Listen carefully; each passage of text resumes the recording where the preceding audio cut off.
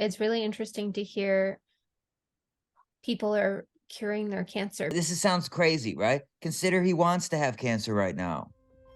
And love Yeah. him that choice. Like, we are all choosing everything that we're experiencing right now, whether our mouths say it or not. So often they go to the doctors after the session.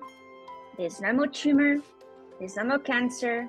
There's no more nothing. And the doctors don't know what to say. They're convincing the cells of the cancer that they're whole and dreaming into the world of what it would be like if the cells of that cancer were whole. And the cells of the cancer, if they're going to remain cancerous, cannot exist in the presence of that visualization of that dream of wholeness. When you step into your own wholeness, then everything else in your environment starts representing that wholeness as well, including the diseases we have. I had this interesting theory. My father-in-law currently has cancer, and intuitively, I'm not saying that everybody who has cancer has brought it on themselves, because that's not what I believe. But in his situation, he's spent his entire life not focusing on neutrality at all. It's always been very bitter and angry. So what you're saying about cells, I find really intriguing, because I'm wondering if that changes the DNA of the cell, which results in the anger and the energy, and it feeds itself to a position, because he had cancer in 2019, survived it, had a stem cell transplant, and then continued to not live his life, like, not participate in activities that brought him joy and love. So I'm wondering if like physical dis-ease is as a result of dis-ease in the body. Yes. Can I unpack this with a little bit of a scientific explanation, a little bit of data on That's frequency what I'm hoping vibration? for. Okay. All right. So I can go there. In my field, working with technology, so much of what I do studied radiology, frequency vibration, because we did point-to-point internet installations and a ton of complex technology there. In that field, I ended up getting exposed to the study of frequency and vibration on cells, and this is what led me to discover that there is what's the word for it? It led me into discovering all this. But the cell of each cell in your body at the atomic level has a spin and a vibration and a polarization, and that's what we would call frequency and vibration. Now, when something, a negatively polarized frequency, passes through the body. Now, that frequency could be generated by an emotion. That frequency could be generated by a thought-emotion combination. That frequency could be generated by a thought-emotion belief system combination, even so big to generate a thought, emotion, and belief system combination that projects that into the negative world and sends it back to you through a physical feedback mechanism, such as frequency pollution or sound pollution and other things that are negative to the human experience and psyche. But let's go back to the beginning. At the atomic level, your cells have a polarization and a spin, and they have an angle that directly aligns them with the ability to flow the life force energy through the cell. It's like a little generator, and it's emitting energy. If that cell gets out of polarization frequency, then it can't flow energy in or out, and it can't generate. What can cause the flip of a atomic structure out of this polarization is a negatively polarized frequency that passes through the body. Now, I'm going to take this full circle if you guys can give me 10 minutes. And I'm going to mention something here that I need to bring full circle, because I don't want to leave you with poison in your perceptions. You guys have probably heard about all the theories about how the Wi-Fi technology and this, that, and the other, and frequency technology, has negative effects on consciousness, negative effects on the body, can even create cancer.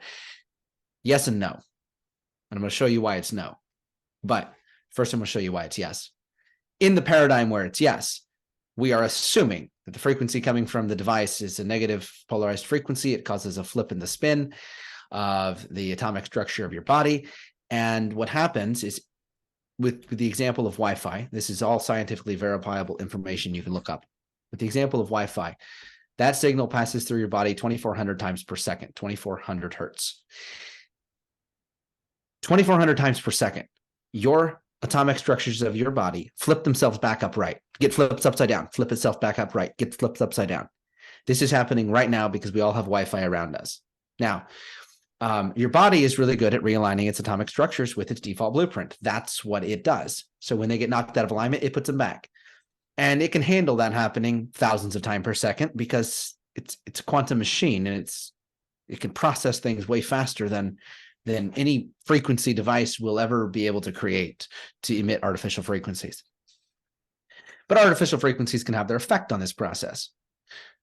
If we create the perceptual alignment where that's what we do with that frequency. This is where the conspiracy theories poison the full thing. They're not conspiracy theories because it's scientifically verifiable, and yet what they're missing is that consciousness is in control of how we utilize frequency and vibration. And I'll loop back to this in a second. So let's talk about the other kind of negative frequency, emotional negative frequency around self. Let's talk about how we get those applied to ourselves. Belief systems like you're not worthy, you're not good enough, you don't deserve mom and dad's love and affection, you don't deserve to live out the joyful life you dreamed of as a child, traumas that tell us we're not good enough, all the negative things that happen to us in life. These give us negative self-perceptions because we are shown that we're not worthy, and our soul has to do something to survive that. There's a lengthy 3-hour explanation I dive into in my course material where I talk about what happens there in consciousness and how we self-heal and come back from it. But where I'm going with this is we start initiating those negative self-frequencies to ourselves. This is why cancer happens. It happens for one of two reasons. Either the people around us or ourselves, usually ourselves, are the biggest generator of it. So when the cells in our body get flipped out of polarization, we have to flip them back. Now, if that polarization flip is being caused by the belief systems we have that the world outside of us can harm us, that the people outside of us can harm us, and that we're not good enough to enjoy a world where the world outside of us supports us and gives us life, and the people outside of us support us and give us life, as do we inside of ourselves, right? Then we've created this space. So you were talking about your family member and how he's lived. This is probably the space in which he's living, whether or not he wants to admit it. Now, many of the people in this space would say, I've got great self-esteem, I believe in myself, all these things. But if you really, really get them into a vulnerable space to talk about it, they don't. Or they have a deep-seated belief running at the end of the day that says a really simple one: we're all going to die. Let's just drop that from our reality and perceptional belief, because if you spend your whole life, we know we're manifesting generators and we create with our minds and our hearts. So if we spend our minds and our hearts running the idea that we're going to die, no wonder everybody dies. You've been manifesting it your whole life. It just took 85 years to get there. The only reason it didn't get there sooner is because your body is really good at aligning with the soul blueprint, which goes the opposite direction. So that frequency takes, 80, 90, 70 years to manifest or longer. We used to live longer till they convinced everyone we'd die sooner. So bringing this back, let's go to Chinese medicine schools in particular. You can look up verifiable scientific information on this as well. There's an episode on Gaia that goes into healing of cancer. And if you can take this to your family member that has cancer, do. If you can help them find a way to utilize it, that's fine. However, don't look at them as if you're trying to fix them or you create more problems. Just look at them as you're bringing them your love and support through information that can help them love themselves with support there as well. I tried that, and the mindset that he's in, I was not shocked. It was not met very supportively. So that's fine. You have to love them where they're at. That's and right. Just hold the space in your own perceptions that he will be able to find that love and support for himself in the way that needs to come to him. And it may not be through you, because some people it can't come from someone close to us. They got to find it another way. But if you hold the space in your perceptions that he can find it, if he should so choose to live a life that he loves, then you'll open a door in the manifested forces of the universe to help him bring that to himself by holding that space. And that's what we're holding the space for the whole planet. When we say we're going to meditate for, world peace, all these different things, that's what we're doing. So back to the original subject here. Going to Chinese medicine schools, they've got this documentary. You can look it up. I forget what it's called. They're working with a cancer patient, and real time on the screen, They put a snapshot of the tumor right before they started on one side of the screen and a real-time ultrasound of the tumor right next to it. You can see them both. There are 6 trained facilitators who do this cancer work, but they're not even working on the cancer, because what happens next is they just basically agree on a word or a sound or a frequency, doesn't matter. But more or less, everybody in the group, including the patient and the facilitators, all agree that the word and the sound or the frequency means something along the lines of already healed, already done, already whole.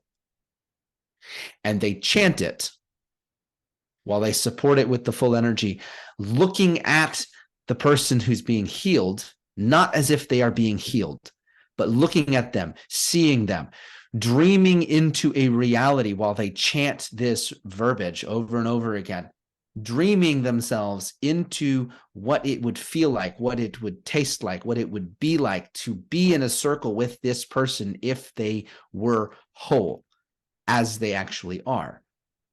What happens is cancer cells immediately just take themselves out of the game. They can't play in the space of being told they're whole, because the cancer cell buys into the belief system, I'm not worthy, I'm not good enough, I have to die, I have to kill off everything else around me, I have to mutate and destroy the body I'm in. Okay, because it's bought onto the paradigm of believing I'm not worthy of existence, therefore I need to take myself out of existence. And if this has been percolating in someone's life through trauma and all their programming for a long time, this manifests as dis-ease. This is the root cause of all dis-ease. And we can begin shifting this. Lee mentioned earlier, she brought herself back from the number of people that I've worked with who brought themselves back from illnesses, from on the brink of death, and the amount of stories I've heard.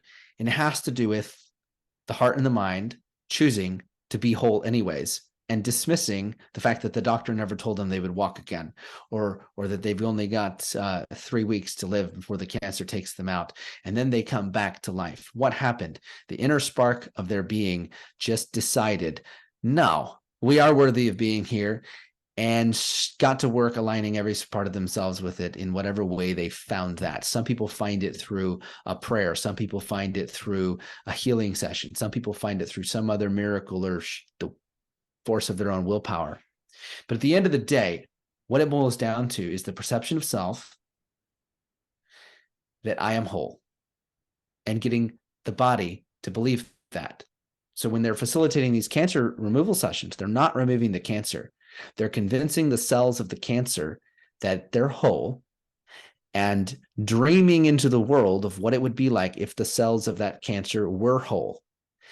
And the cells of the cancer, if they're going to remain cancerous, cannot exist in the presence of that visualization, of that dream of wholeness. And so they'll do one of two things. Either they'll convert back into healthy cells, or the body will quickly eliminate them, and they will be overgrown by the healthy cells, and all that cancerous tissue just gets faded away. And you can go look up and watch this video happening, and you can literally see the healthy cells just completely take over the space in 3 minutes. It's on TikTok somewhere. I think it's on my channel somewhere. In 3 minutes, enough time for you to sit down and watch a TikTok video, and we can take cancer out of somebody's body. All it takes is 7 people. It doesn't even take that many. But they do these healing ceremonies with 7 people. The one in the middle is the patient. But the patient is engaged in the practice of I am whole, I am healed, it's already done, over and over and over again, or something like that. Over and over and over again. So yes, with the negative self-perceptions, we manifest everything that is dis-ease or disharmonious inside of our body and outside of our body. And most of the time, we can keep it outside of our body with all the tricks we play for a while. And we can just push it into the external world, and we push all that negativity externalized. But eventually, it will manifest in the inside. And if we live that way, well, that eventually leads to what we refer to as death, because the body cannot sustain itself in an environment where we look at it like it is broken, less than, and we look at ourselves in the same way, because we are the body. We are more than the body too. Anyways, that's the bit I wanted to share there in regards to healing at a cellular level. So I hope that helps. It really, Yeah. really does. It's so interesting you say that, because for the majority of my life prior to my spiritual awakening, I've always, I don't want to use the word struggle, but this was the way that I perceived it throughout the course of time up until recently. Use the word, I processed the challenge of. Ooh, I processed the challenge of, I like that. So what was the challenge? Feeling uncomfortable in my body with my weight. And as soon as I stopped giving it attention at all, like, you know, tracking the food, monitoring what I was doing, and making a choice from a place of health. I'm doing this for my health. I'm doing this to be healthy, to be well, etc. I let go of like 20 to 30 pounds in like weeks. It was wild how quickly it just flew off. And I'm just like, this all makes sense, what you're saying, because it's just another example of it. The perceptual alignment. I'm overweight. I need to go and do this workout. I need to go and do this diet. I need to make my life unpleasant in order to fix myself, to get back into shape and become fit again, or to have the body I want to look at. That paradigm, in order for the body to exist there, it has to fill your perceptions. And your perception started off by defining yourself as overweight or unhealthy or whatever it was you looked at yourself as. And I did the same thing. And there's a guy somewhere on the internet. His story is amazing. He brought himself back from being bald and gray haired and grew his hair back in 3 months. He has a full head of hair and dark hair. Visham, he runs Mind Valley. It's his story. It's incredible. That's and wild. He shows the pictures to prove it. And he's like, it's not a toupee. He's pulling on it. Yeah. But you did the same thing there. Because when you drop the focus on, oh, there's a problem I'm trying to fix, and you focused on, I just want to feel good. I just want to be healthy. I just want to enjoy life, right? Then your body, the cells of your body go, oh, hell yeah, we can get down with that. Let's go do that. But they were getting down with, I'm overweight. I'm unhealthy too, because they'll get down with whatever you say about yourself. And they'll 100%. vibe to that. And if that ends up heading in a direction of dis-ease, well, your body will carry out your command. This is why I often refer to ourselves as commanders. We're commanders of our energy, not commanders of other people. We're commanders of our own energy, commanders of the mind, body, and spirit. And to put it on what you choose: health, vitality, love, joy, peace, good friends. Thank you all. Love it. Thank you. You've been sharing so many Beautiful. good nuggets. I'm like really excited to dive into your TikTok. I foresee a 3 a.m. scroll fest in my future. Go for it. Just beautiful. Yeah, so I just wanted to add on that, Brittany. It's this that Josiah has just explained. He explained that whole story, and it happens in 3 minutes. And this can be done in so many different ways if we are within the perceptual alignment of what it is that we are choosing to create. And this, I see this very often with the clients that I have with my quantum shifting sessions as well. I usually get them when they're like done. They've tried everything. They went into all the Western medicine. They went into all the healing sessions possible, but they reached a point where they are ready to make that shift. And literally, just like Josiah explained, it takes just that decision, just that choice. I'm whole. That literally creates the wholeness. And this is what I experienced when I went through my journey as well. And what I see with the clients as well, I mean, they would come and see me. We do a 2-hour session. We communicate with the higher self, or I like to call it the source energy. It's less polarized. And you ask the question, why is this disease in my experience? What am I to learn from it? What is it trying to show me? What is it trying to bring to my experience? Do you see it's acknowledged already there? And when you ask that question and you allow this communication to come from within, it's going to expand everything Josiah just explained. And the understanding is going to click into place. And the perceptual alignment occurs. And that person chooses to shift into the healthy self. And So often they go to the doctors after the session. There's no more tumor. There's no more cancer.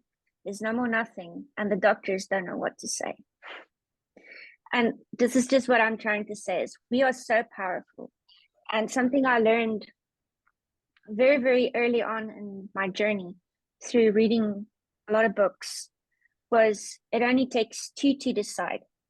And that two to decide is a representation of you connecting with yourself, which is your source self. And that creates the wholeness within you. And imagine if you have that wholeness within you.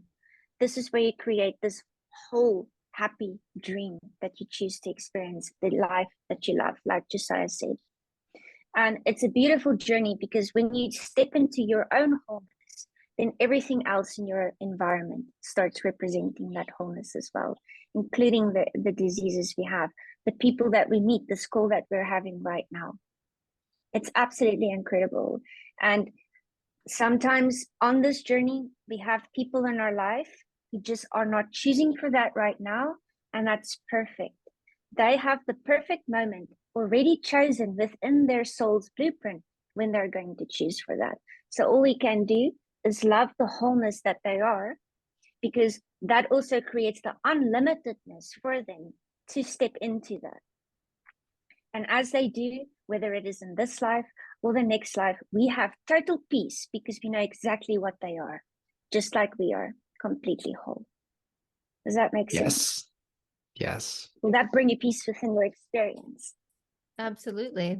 It's really interesting to hear people are curing their cancer, because I literally have talked to my husband about this at length, saying like I really truly feel if you were to just focus on shifting that awareness that it would be possible. And hearing that you actually have experience with your own clients, like my mind is blown. I knew it intuitively, but anything's to hear possible. this Whatever we is true. bring to our awareness, whatever we bring into our awareness, it's possible. And if we make that decision ourselves, it's possible. But we cannot do it for the other person. All that we can do for the other person who is not in that perspective is love them whole and unconditionally, and know their wholeness and their total neutrality of life as well. Because that's holding the space in unconditional love, allowing all of it. This is why we have polarized experiences in our reality, because whatever they're doing, this is where they believe it is good to be for them right now. And this is why it's perfect. It's a choice that they've made. And we need to respect that. And that is what we call true empathy as well. Empathy, we get twisted quite often through seeing empathy as feeling what you feel. It is not the case. True empathy is allowing someone the experience who come into your reality and loving them unconditionally, no matter what their experience is. And if that experience involves them going through suffering, it was a choice that they made to remember that they can choose otherwise. That's what I've been wanting to say. What you just said. Yeah. Consider sounds crazy, right? Consider he wants to have cancer right now. And love him that choice. Like, we are all choosing everything that we're experiencing right now, whether our mouths say it or not. And I love what everybody shared here today, because this is the magic that we want to get out to the world.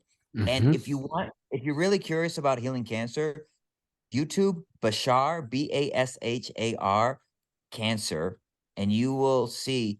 And also, if you go to marinajacoby.com, she has a book that's you can download, which teaches you the mechanics of how the now, the physics of how the now works. And you can cure cancer. You shift through billions of realities in a second, billions of realities a second. And when you have that presence, then that is how you shift. That is how you shift dimensions. That is how you shift.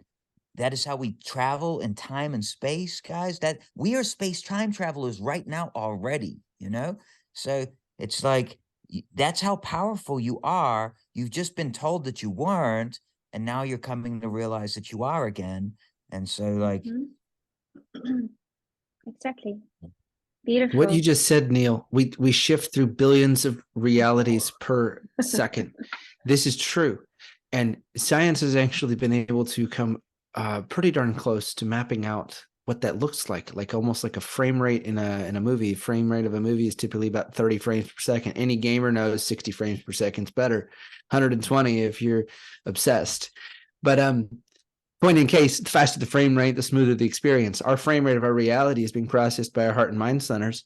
And when those are out of alignment, we get distortions. The distortions turn into dis-ease and these kind of things. I wanted to comment on two things, though, that Lee had said. The body, think of it almost like it's a tuning device. It's this resonant thing, and it will give you all the feedback if you get in touch with it enough, which intuition comes from the body. So if you really clear out your body and you unpack yourself into it and you get to know what your soul's blueprints feel like when your energy is flowing the right way in your body, the way it's supposed to, the body becomes a tuning device that you can use to tell what's going on. I use this in my sessions because I will tune my body to whoever I'm having a session with. And if they have pain somewhere, I will feel it. Now, I'm not taking on their pain, but I'm allowing my body to show me emotionally, mentally, spiritually, and physically where they're at. If I do this for a group, it gets really interesting because I feel everybody's sensations in my whole body, and then there's 100 people in the group, and that's a lot. But it's not overwhelming for me because I'm just like, oh, I'm feeling like a lot of tension all of a sudden in my shoulder. Okay, well, there's a reason for that. If it's on the right side, it's masculine, and I can pick up on what's happening in the group I'm working with. Now, I share this because this is always happening. How our body feels, how our heart feels, how our emotions feel, and we're usually often so disconnected from this, we have no idea what it means. We have no idea how to decodify it. But the body is constantly giving us feedback 24/7 on the state of our reality. It's an interdimensional machine that's constantly giving you feedback. If you ever think about this, you exist in terms of the body up here or in here, somewhere in there. And the only thing you've ever seen is electrical impulses coming from the body's biomagnetic system, giving you data about what's beyond the body. You've never seen an ink pen. Your eyes have decodified information about the ink pen and sent to your brain electrical impulses, and then sent those electrical impulses down to the heart to see how you felt about the fact that I'm holding up an ink pen. And now we're talking about ink pens. Okay. But you've never seen this ink pen. You can't. You can only process the data that your body gives you through your sound and your eyes that tell you that I'm holding an ink pen up on the screen here. Okay. And the body is constantly tuning you with the information that gives you exact feedback on where your perceptions are aligned, where your focus is. So when our focus is on, oh, the world is going crazy, oh, there's disease, oh, there's all these bad things happening, and we fill our vessel with it. This is why one of the truest, if I may mention a scripture, there was a scripture somewhere in the Bible, but it basically gives this long list of things that you should focus on with your mind. And at the end, it says, think on these things: joy, love, peace, a whole bunch of other things. It's a list of good things to think about. All that was trying to tell us was keep your mind out of the gutter, keep your mind, your heart, your body, keep yourself filled with what you actually choose to experience. Think on those things, be on those things. And your body will tell you when you're not. And it will tell you through discomfort, disease. You ever felt emotions in your body? You go through a heartbreak and you actually feel the pain in your body, and you can go into depression as a result of it, all these things. Well, why? Because the body is tuning you to the state of being that you're choosing to feel as a result of what you're choosing to react to. And you can choose to put the energy of your body back to how you want it to feel easily. And that's what all the mindfulness, breath work, meditation practices do. Thank you so much for tuning in to the 99 Infinite Supply Club. What a dynamic conversation. And thank you so much for sharing and liking and subscribing to our channel. All right. Thank you. Bless you. I love you.